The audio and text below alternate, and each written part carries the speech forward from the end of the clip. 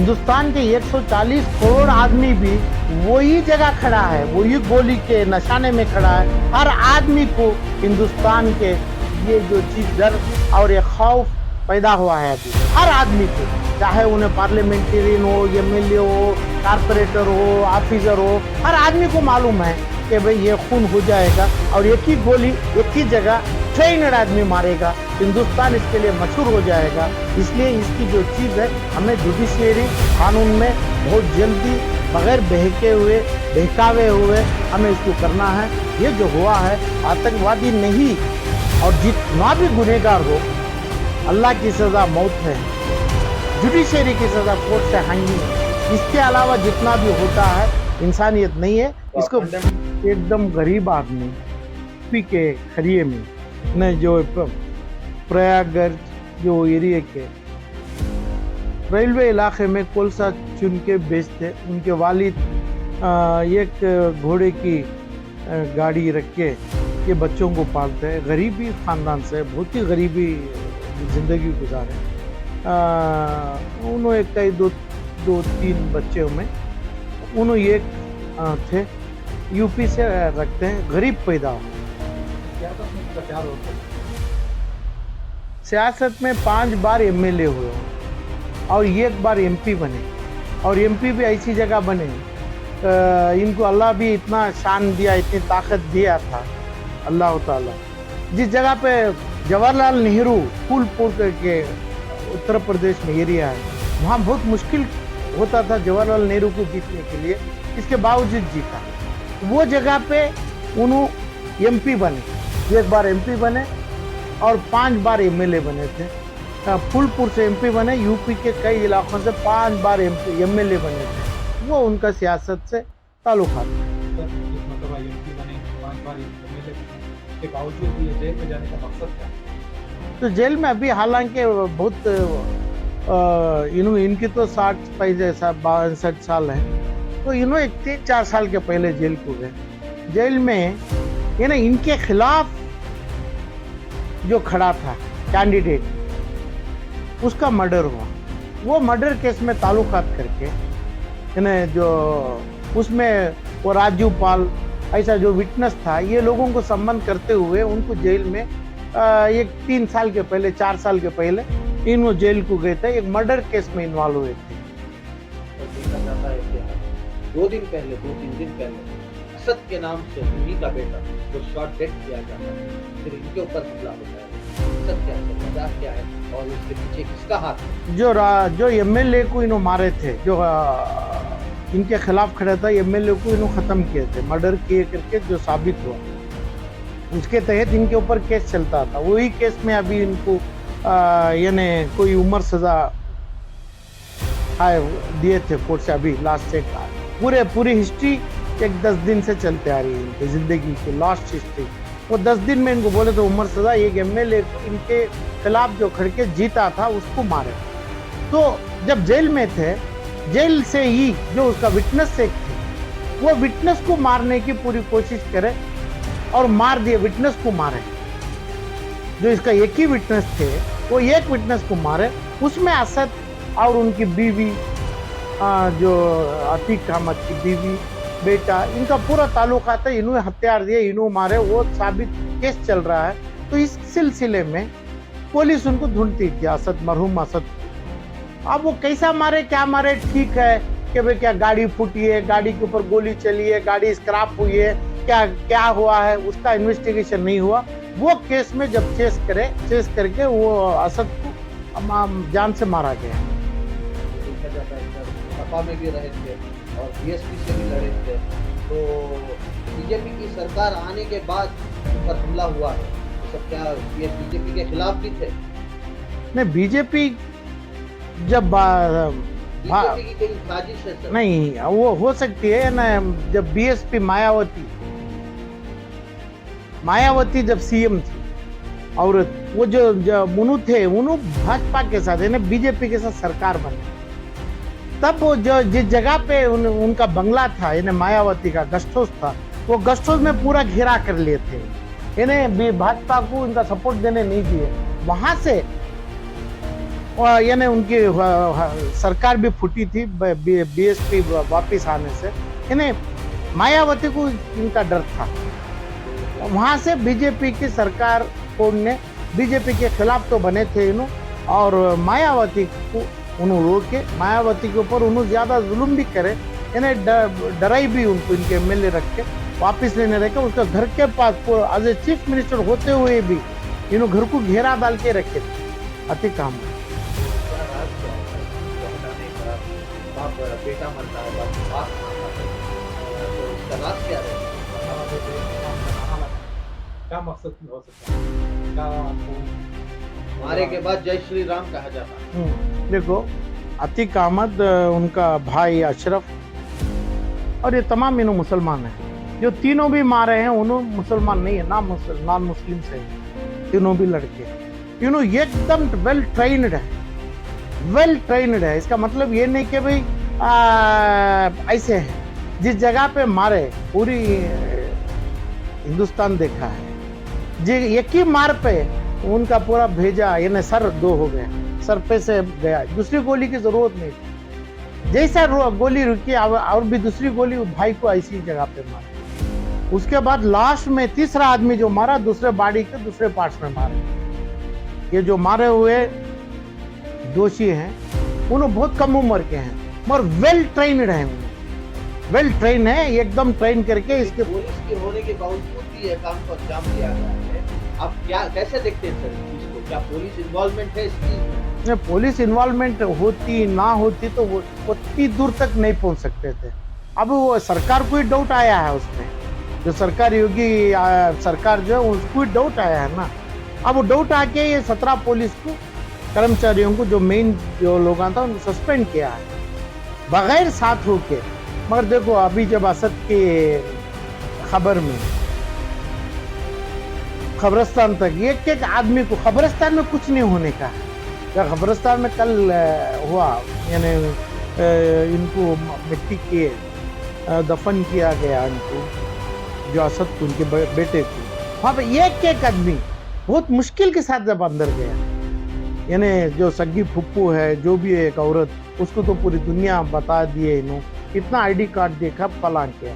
अब अचानक अब इन्हों जाना, अचानक जिसके जो माइक के साथ पीछे रिवॉल्वर लेके जाना, इसमें कुछ ना कुछ तो है, मगर ये लापरवाही है। मगर ये बात सही है कि भाई जो पुलिस से अपना ये अतीक और अशरफ और पुलिस एसपी, यानी जो भी सर्कल इंस्पेक्टर, सब इंस्पेक्टर और जितने भी ऐसे थे, ऐसा दूर नहीं थे। यानी ये लोगों को पता होता गोली किधर भी आ सकती, उसके पास होते ना।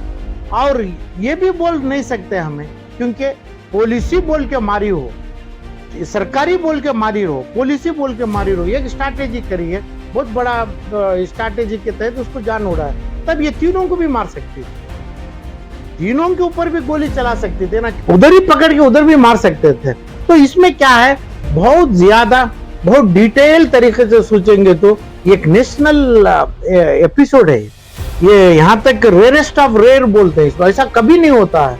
ये हिंदुस्तान बल्कि पूरी देश में लोगों को कौन भी बाहर खड़ने के लिए अभी डर शुरू हो गया है ये हादसे के बाद। चाहे कौन सा भी कितना भी बड़ा आदमी हो, सामने का सामने उधर ही आके मार सकता है। ये वही बोलते रेयरेस्ट ऑफ रेयर। ये जो चीज हुआ है उसमें आज जो मसले हो रहे हैं, आज जो चीजें हो रहे हैं, यानी अभी मेरा ही बयान हो रहा है, अब ये बयान में हमें हल्का सा कानूनी तौर से हिंदुस्तान को देखते हुए हम चलना है। अब इसमें हिंदुस्तान ना से छोड़ के पूरी वर्ल्ड में, पूरा दुनिया का पूरा आदमी डरा हुआ है ये हादसा देख के। हिंदुस्तान कैसा घुसे, किधर पे कैसा गोली चलेगी। अभी समझो रशिया और यूक्रेन की वार हुई, वो सायरन लगाते, अभी ये वार है, आप जो बसने वाले बच जाओ, जो जिस जगह पे बंकर में रहने वाले रह जाओ। ऐसा नहीं है, ये आगे के आगे आके बड़े बड़े ऑफिसर के सामने पूरे के पूरे ट्रेन्ड आदमी मारे, जितने को मारे उतने ही मारे, दूसरा नहीं मारा। तो इस अंदाज पे ये मसला जो है बहुत ही नाजुक मसला है। हिंदुस्तान को बहुत बड़ा डैमेज वर्ल्ड कंट्री से भी हुआ है, हिंदुस्तान के अंदर भी हुआ है। हर आदमी भी इनसिक्योरिटी फील कर रहा है ये मसले से। देखा जाता है सर, AIMIM के बैरिस्टर असदुद्दीन ओवैसी ने का बड़ा बयान है आज कि यूपी के सीएम योगी आदित्यनाथ को रिजाइन देना डिमांड कर रहे हैं। आप क्या कैसे देखते हैं? नहीं, इसमें मोटिव बोलते हैं, यह हादिसे का मोटिव क्या है? क्या हिंदुस्तान की इकोनॉमी को डैमेज करना? और हर बात को, यानी मैं भी मुसलमान की हैसियत से इसको रिजाइन कर दो, उसको रिजाइन कर दो, फलांग कर दो, ये बोलने के बजाय जब आप पूछे, आपके सवाल में है जो बैरिस्टर है, बहुत मशहूर बैरिस्टर है, और ऐसे केसों में मेरी इनसे अपील है, गुजारिश है असदुद्दीन साहब से कि भाई ये केस, अब ये केस में क्यों नहीं दखल दे? आपका दखल जो पब्लिक में होता है, स्ट्रीट में होता है, गली नुक्कड़ में होता है, क्यों ना आप एक CMM कोर्ट में, ऑनरेबल सुप्रीम कोर्ट में आपका दखल दो, आपका परिचय दो, परिचित बताओ बैरिस्टर का। ये केस अपने आप चलाइए ना। ये केस चलाने से जरूर जो इसके पीछे साजिश है, मेरे को डाउट है यूपी सरकार मारी है, डाउट है पुलिस एनकाउंटर करी है, डाउट है पाकिस्तान की ISI मारी है, डाउट है, और दूसरा आगे इसमें अपना गैंग वार हो सकता है, पुराने इनकी जो पुरानी गैंग है, ये ऐसा ही रह जाएगा। आज हमें सियासत करेंगे मसले में तो हिंदुस्तान का डैमेज पिछले 50 साल तक होगा। 50 साल की जो तरक्की हुई है, तरक्की पूरी डैमेज हो जाएगी। तो इसको हमें अपने कानून में करना है, कानून के दबाव में लाना है, कानून से इंक्वायरी कराना है। असदुद्दीन ओवैसी जैसे लोग इसमें शामिल होना है, शामिल होके अपने आप केस चलाना है, अपना विटनेस देना है, अपना एविडेंस लाना है। ये छोड़ के हमें कोई टीवी काउंटर में बैठेंगे डिबेट कर देंगे तो हल क्या चलेगा? आज चलेगा। आज जितने लोगों का नाम बोलते हैं, ओवैसी ब्रदर्स कितने का नाम बोलते हैं, इनको नाम बोलने के लिए अतीक अहमद और अशरफ और असद, ये नाम तीनों ज्यादा मिल गए। मगर हल क्या होगा? हल क्या होगा? इसके ये ऐसे बयानों में आतंकवाद बनेंगे। वही यूपी बिहार के लोग अलग हैं, यूपी बिहार में ज्यादा लोग आतंकवाद बनेंगे ये बयानों से। तो असदुद्दीन जैसे लोगों का फर्ज बनता है केस चलाएं, ये केस में अपना एविडेंस दो और अपनी इंक्वायरी कमीशन में आप बने रहें। हो सकता है तुम्हें पार्लियामेंटेरियन है, कितने 5 बार आप जीते हैं, तो आप इसमें हाई कोर्ट में, सुप्रीम कोर्ट में, लोअर कोर्ट में पार्टी बन सकते हैं। पार्टी को जिस जगह से, जिस दिशा में केस लेके जाएंगे तो सच्चाई यूपी गवर्नमेंट, योगी आदित्यनाथ उसको शूट करवाए हैं, इन्हें इनकाउंटर उसे बोलते हैं, इनकाउंटर वो ही बोलते हैं, वो साबित होना चाहिए कि ISI का है। तो ISI का हो गया तो हिंदुस्तान फिर भी जाएगा 100 साल पहले जाएगा। ISI का हो गया तो वही दरबार चलेगी। नेक्स्ट होगा उसका गैंग वार है, दूसरा होगा सियासत है, सियासत। ये चीज ऐसा ही बोल देना नहीं, क्लियर कौन भी बोलेगा। रास्ते में जो बैठा है, जिस जगह पे रास्ते में पड़ा है, कोई ताकत नहीं है, इल्म नहीं है, उन्हें भी बोलेगा इसको फला सरकार मार दी, पुलिस का एनकाउंटर हो गया, गैंग वार हो गया। अक्ल वालों का काम है, मुसलमानों के सल्तनत में सदारत लेने वालों का काम है, बैरिस्टरों का काम है ऐसी केस में दाखिल होना है। ये केस में दाखिल होना है। ये दोनों भाई का हमें शहीद भी बोले, यानी इसके ऊपर मर्डर भी बोले, खत्म भी करो, जो भी इसका नाम बोले, उन्हें 5 साल 7 साल इसका नाम असासिनेशन भी बोल सकते हैं, क्योंकि सियासती गुरूत है। तब ये तमाम चीजों को सच्चाई देश के सामने लाना, कोर्टों को मदद करना, जल्दी से करना, ये हर आदमी का, हर लीडर का काम फर्ज बनता है। वरना वो छोड़ के हमें एक आतंकवादी को रास्ता बनाए, आतंकवादियों को ज्यादा बनाए, ऐसी बयान, ऐसी जो चीज है अभी अच्छा रहेगा।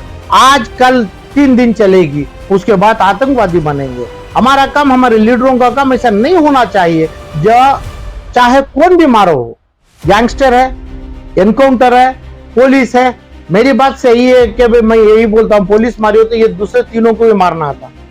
और पुलिस की सरकार की गोली रहती तो दूसरों को भी ये तीनों को पहले जान से मार देते और फलांग करते, तो सभी सनद ही नहीं रखते थे, वहां सबूत भी कला देते उन्होंने। ये तमाम चीज को कानूनी honourable respected supreme court of India जैसे लोगों के अंडर में बहुत बड़ी इंक्वायरी चाहिए, इंक्वायरी चलना चाहिए, उसकी ये करना है। जैसा एक कारपोरेटर, जैसा एक एमएलए बोलते हैं, ऐसा हिंदुस्तान में पूरे मुसलमानों की सदारत लेके आतंकवादी बनाने की बात करने से हमारा मुसलमानों का नहीं, देश का 50-75 साल के पहले जो लोग था, ये हादिसा बहुत जल्दी आ जाएगा। यानी इंडियन इकोनॉमी मार पड़ेगी, इंटेग्रिटी मार पड़ेगी, यूनिटी मार पड़ेगी, क्योंकि इसमें कुछ नहीं भी होगा भी वही करे हैं। तो साबित करो ना, आपको अल्लाह कितना इल्म दिया है, कितनी दौलत दिया है, कितनी ताकत दिया, क्यों ये छोटी सी साबित क्यों नहीं करते हैं? क्यों गली में जैसा लोग चिढ़ते हैं, चिढ़ाते हैं, चीखते हैं, ऐसा क्यों करते हैं? कानून में जल्दी से जल्दी आप करिए, आप करना जरूरी है। ये लोगों का सच्चाई मालूम होगा।